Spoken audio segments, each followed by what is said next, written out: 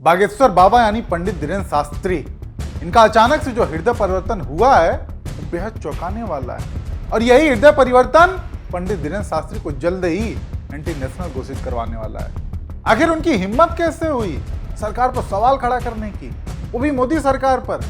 और केवल सवाल ही नहीं बल्कि पूरी पोल खोल रहे हैं। इसकी वजह क्या है उस पर भी आएंगे, नहीं उससे पहले आप इनके अंतर्मन की व्यथा सुनिए। इस देश को बचा लीजिए वरना ये देश फिर से गुलाम हो जाएगा।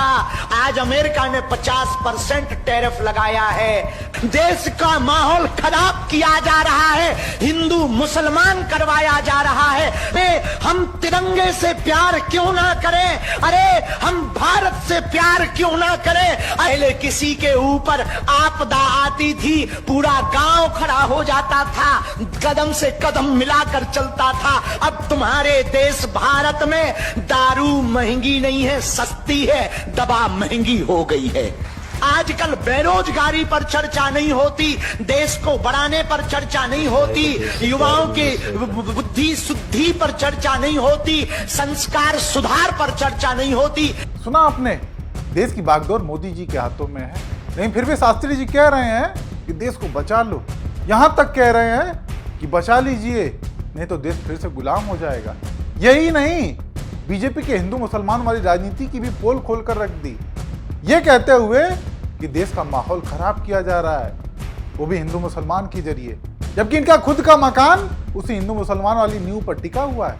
लेकिन आज का विषय है कि इनकी सोच अचानक से इतनी बदली कैसे, उस पर बात करेंगे। अचानक से इनको देश प्रेम क्यों याद आने लगा, देश की इतनी चिंता सताने लगी कि अपने ही भाई पर सवाल खड़े करने लगे, यानी मोदी जी पर।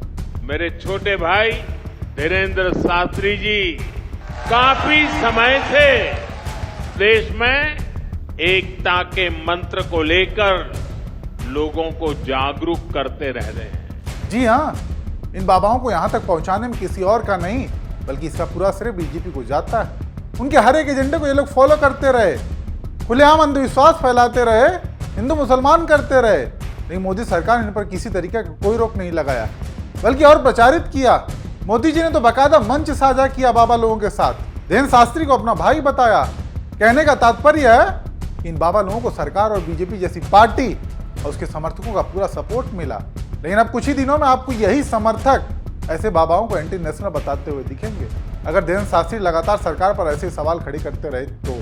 इस देश को बचा लीजिए वरना ये देश फिर से गुलाम हो जाएगा।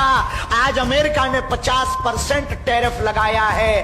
देश का माहौल खराब किया जा रहा है, हिंदू मुसलमान करवाया जा रहा है। ऐसे बयानों के बाद धीरेन्द्र शास्त्री के साथ भी वही होने वाला है जो प्रेमानंद जी के साथ किया गया। बीच में उनके खिलाफ एक पूरा नेगेटिव पीआर चलाया गया, उनकी छवि को धूमिल करने की कोशिश की गई। वजह के लिए आप ये क्लिप देखिए।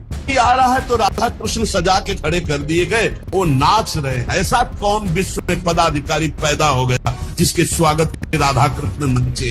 अरे तुम्हारी दुर्गति हो जाएगी, बहुत होश में, स्वांग मत समझो राधा। प्रेमानंद जी के इन बयानों का असर ये रहा कि इनके खिलाफ एक नैरेटिव चल पड़ा, इनके गाड़ियों पर सवाल खड़े होने लगे।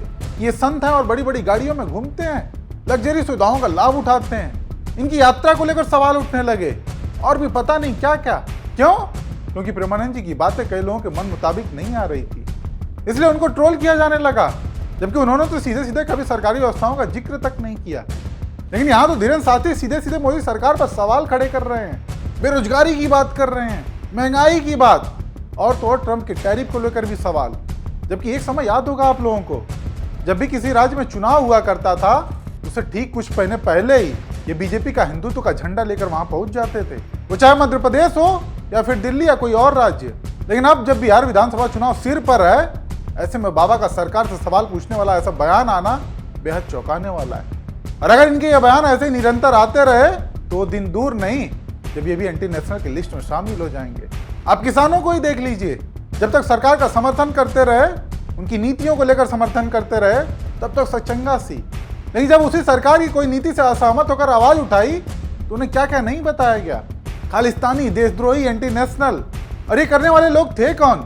बीजेपी के समर्थक, उनके ट्रोलर्स, उनकी बिकी हुई मीडिया, नहीं तो वही मीडिया जो दिन रात धीरेन्द्र शास्त्री के पीछे लगी रहती थी, इंटरव्यू पे इंटरव्यू।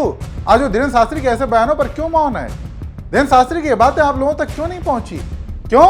क्योंकि ये सरकार पर सवाल खड़े कर रही थी।